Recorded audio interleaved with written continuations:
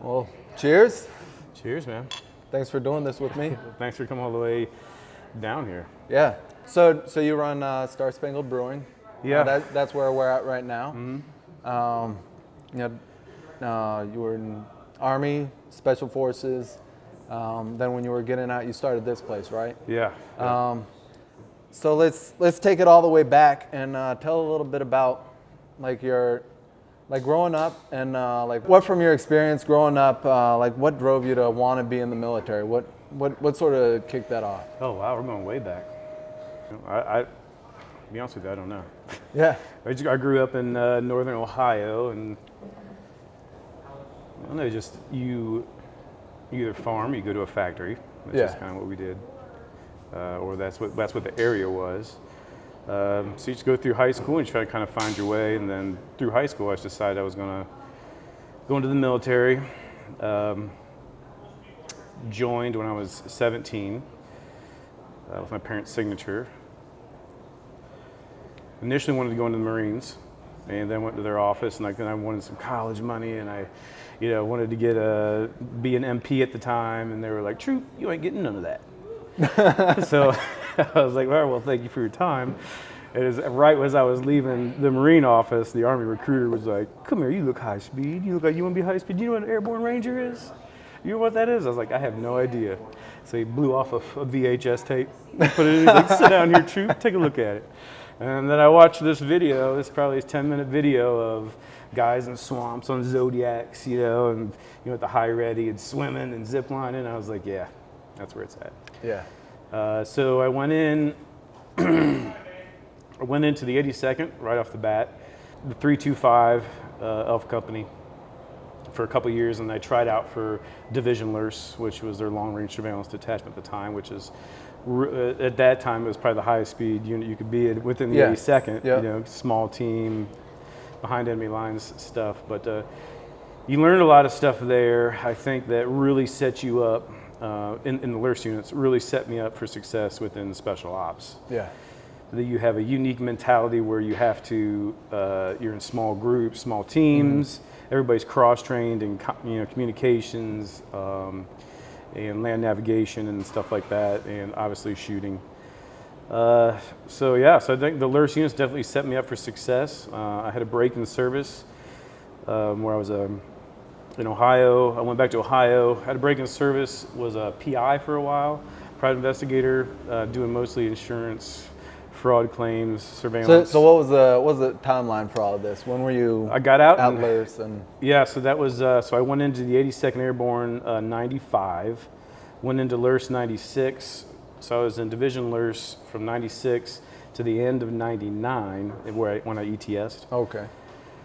ETS and the September 11th happened, and I was like, no, I'm going back in. Yeah.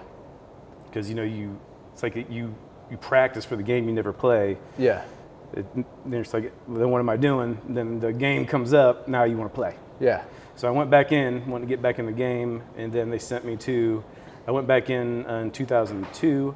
They sent me to a Corlers, which is 18th Airborne Corlers, which is on Fort Bragg as well.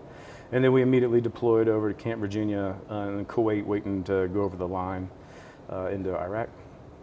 Did 14 months there with that, and then we came back. I was like, so you did the initial surge with LRS. Yeah.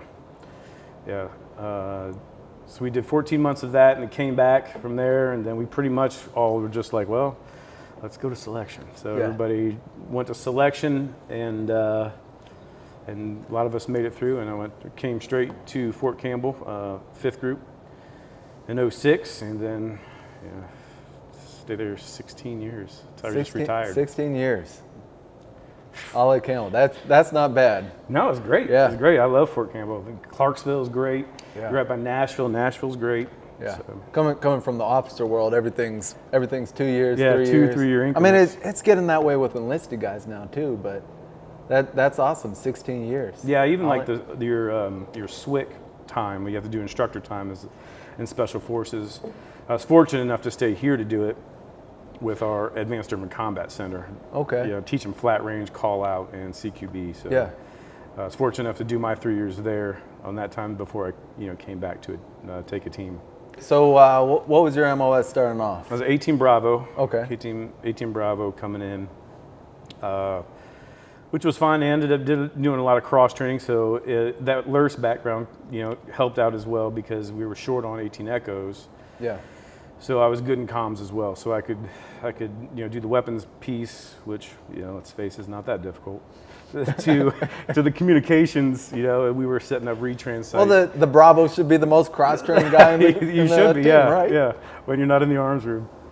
So yeah, the communications part helped out as well. I mean, I remember starting off in Division LURS, we were cutting our own HF antennas, and setting up dipoles and the thing called a DMAG where you're sending dits and dies and bits across HF, which was, now it seems so archaic, but it was a good tool to know to come here because now you knew antenna theory, you knew how each antenna worked, so it helps.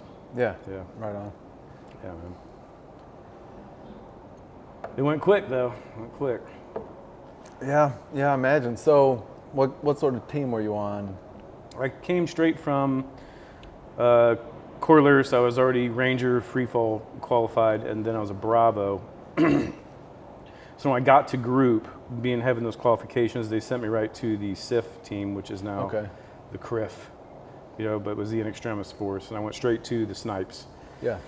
Because of the LURS background of being able to, move and having the reconnaissance patrol experience. And then stayed in the snipers the entire time. I was in A15. Eventually took a team as a team sergeant doing that. In A15? Yeah, in A15.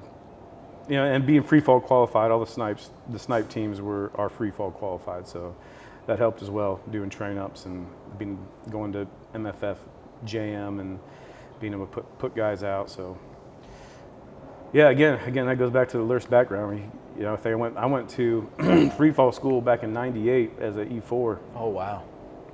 Yeah, tab D4 in 82nd with freefall waves. So you couldn't tell me nothing. I bet people were jealous of that, man. Yeah, it was rare for sure, but you progressively move up the totem pole, and you're always at the bottom, unfortunately. So you come to group again, you're at the bottom. You go to a new team, you're at the bottom. You go to team sergeant, well now you're the new team sergeant. Until you become a sergeant major, well now you're the new sergeant major. So you're still sweeping floors. Yeah. Did in A15 did you do many JSET trips, or was it all? No, because it was pretty much at the height of the war. Okay. I got to A15 in 06, which was June of 07, I think it was, and that was right after the Fallujah invasion, which they were heavily involved in. So when I got to the team, they were already, hardened, bad. Yeah. Bad dudes. Yeah. Not bad dudes, but they were combat effective. Most people know what you mean. Okay, yeah. So I was a new guy. I can put like a little blurb to explain what bad dude means. Asterisk, yeah, bad dude. Not bad. They're great guys, but they're pretty hard when I got there. So the next trips we went over there were with the Iraqi counterterrorism force, and then eventually with another a task force, a separate task force in itself, where we're able to run unilateral ops. So yeah, so we did that on and off for 4 years, and it kind of started burning guys out because our rotations, we left right before Thanksgiving, and then we didn't get back till like almost Valentine's Day. So you were missing the holidays every year? Every single year. Oh, and of course, nobody wanted to switch, no other groups wanted to switch up. We were ripping out with B23, third group SIF at the time. And of course, they didn't want to give it up, the holidays. So I think they ended up bringing a 10th group SIF in to kind of give us some reprieve, let guys go home and get their family life together. And because let's face it, your wives are sick of it. Kids are sick of it. Yeah. And that weighs on you. You're sick of it because when you get home from that, now you're expected to go start your training cycle again, and you're doing it.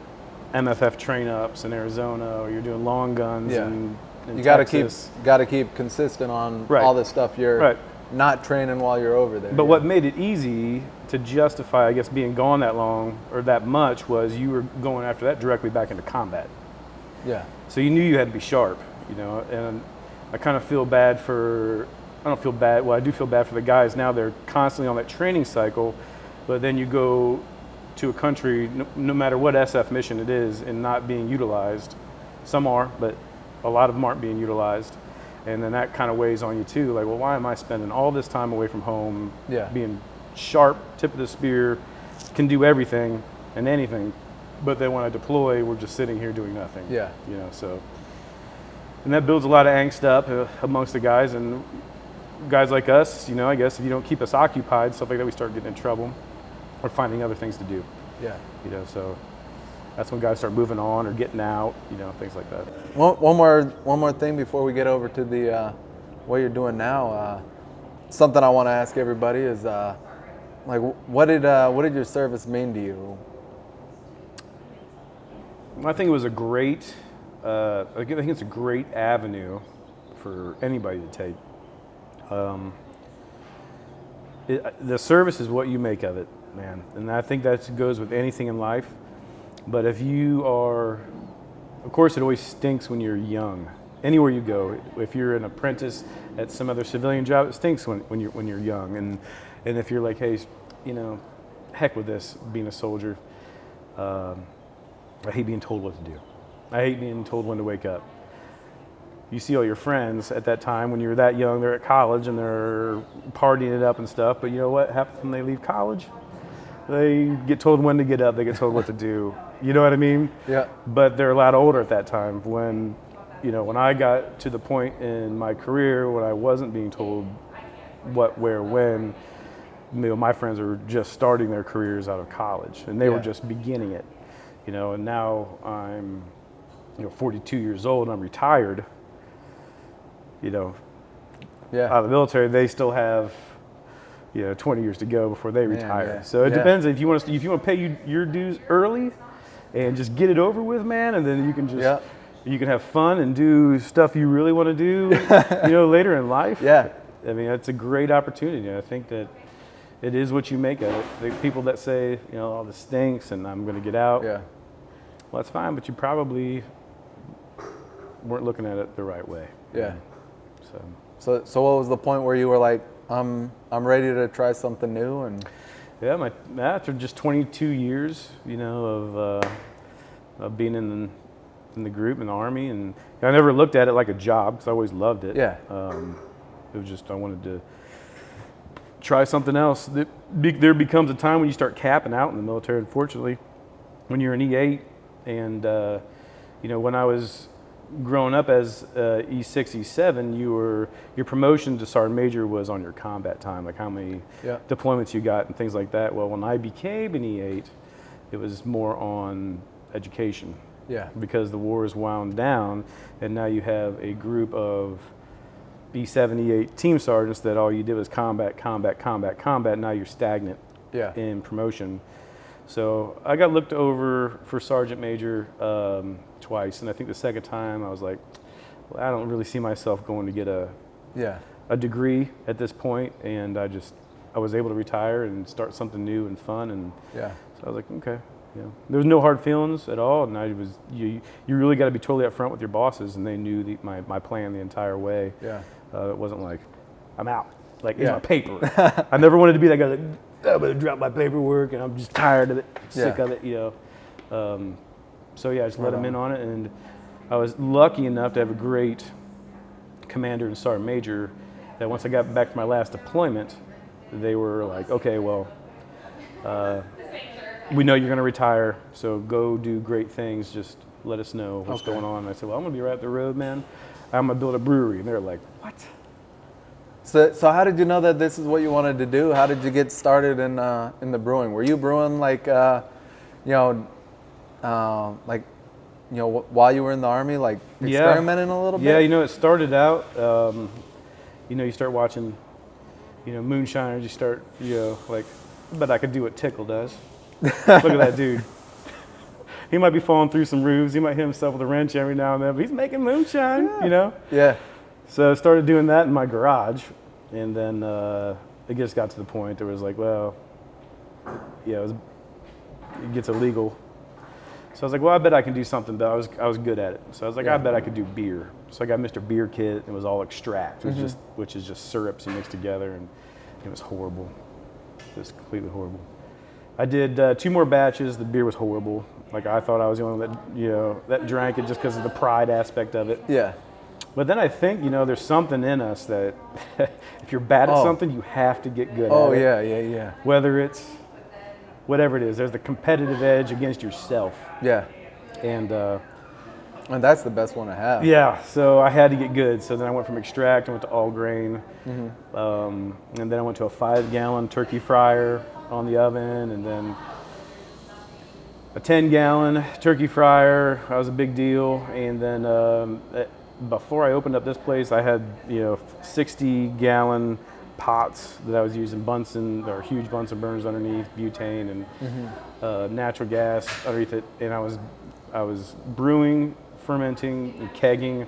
I had my own cold room in my garage, and I was doing the local craft beer homebrewers shows. Okay. Kind of built a following doing that, to the point to where once I got done with the brew and I was kegging it, I would put out that I had my beer. I'd be at the local grocery store, and I would have my beer there from this time to this time. For a $20 donation, I'll trade you growlers. And so I kind of built a following doing that. And through those donations, I earned enough money to pay. Where'd you come up with that idea? And that sounds like a clever idea for someone just getting started, like swapping growlers. Yes, it was just I knew people were liking the product. Yeah. At the shows and asking how I can get more, and they would follow the Facebook page on it. Okay. And then they would ask how they get it, and I was like, well, let's feed the demand, Josh. Let's do this. Yeah. So Saturday mornings, I'd be up, like swinging my feet on the back of my pickup truck, just wait for somebody to pull in. I'd switch out. Yep. Probably look shady as hell to anybody else, but it was totally legal because it was for a donation. I wasn't selling it. They could give me less or more. Some gave me more, and I would just put it in a little pot, and then I got enough money to put a down payment on this. And I was like, let's give it a go. Yeah. Yeah. That's awesome, man. So at what point, was this while you were getting out, or were you already out at this point? I started this, actually, if we rewind a little bit, I wanted to do this 2 years before I got out, just start out. So you get online, you get on the forums, and you're looking like, is it feasible? So I have a 3-barrel system, which is only 100 gallons, 112 gallons. And you're going through all the brewers forums and stuff like that, Googling if anybody's done it, if they succeeded, if they made it, and everybody, tons of naysayers. No, never happened, man. You couldn't spit out enough. You're not gonna cover your bills. I got discouraged, and I was like, they're right. So I went on my deployment, and on that deployment, I came back. I was like, I'm pretty good at planning.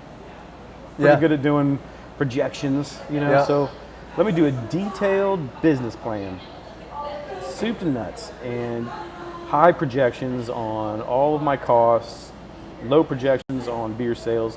Let's just see how it flies. So I did this. So you did a worst case scenario. Worst case scenario, and I knew that if I did the work myself and didn't outsource anything that needed to be outsourced, had to be outsourced, I could totally make it work. Yeah. My only stipulation to myself was that everything had to be American made, because that's the Star Spangled Brewing Company. Yeah. That was unapologetically patriotic, 100% American made. That's what I wanted. So, like stout tanks and kettles from Portland, Oregon, Minnetonka, Minnesota, fermenters right here. It's always made in America type stuff, and that's that was rough because you pay more for it. Yeah. But to me, it was worth it. I mean, that's awesome that you're doing that, because I mean we need that right now. I think everything going on in the news today is why haven't we been doing this? Why aren't more businesses doing exactly what you're doing? And I think a good pull from the virus, if there is a good pull from it in this quarantine, is hopefully people become more reliant on products made in the USA. Yeah. We wouldn't have. Yeah, we can only hope, man. The shortages that we have now on stuff, if people relied more on products made in the United States, and became more available in grocery stores. Yeah. It wasn't about the bottom dollar becoming cheaper in canned foods, but only things that were made in the United States. You know? Yeah. It would be interesting to look up the stores that were made. There's stores all like here and there. Maybe one in the state where they have only made in USA products. It would be interesting to Google those and see how they're doing. I bet they're probably not short on much. Yeah. Because your suppliers right here, you're not getting it from overseas. But Yeah. but I think there's a good thing to come of this. Hopefully, it's a recognition to become more self-sufficient within your own country. Yeah. And I'm with you there, and I think that'll happen. I think people on both sides of the aisle can see that, like we've done a really bad. Like there was so much focus on just cutting cost and cutting cost and cutting cost, and like, at what cost are you, for lack of a better term, like at what cost are you cutting all these costs? Yeah. So if there's one positive thing that can come out of it, I think that would be it. I would hope so. Well, before we cut it all off, just one more time, just tell where people can find you online. We're www.starspangled.brewingco.com, Instagram, Facebook, and then hopefully real quick in a beer store locally. Okay. And if it's not at your beer store, ask for it. Yeah. Because there's no other brewery like this place. And I think that we could transplant this brewery into every town, every small town. I think that we bring families and communities a lot closer together. Yeah. Because it is all inclusive, family friendly dogs and live music, food trucks. It's a good time, and anybody can come here at any time and get a beer. Now,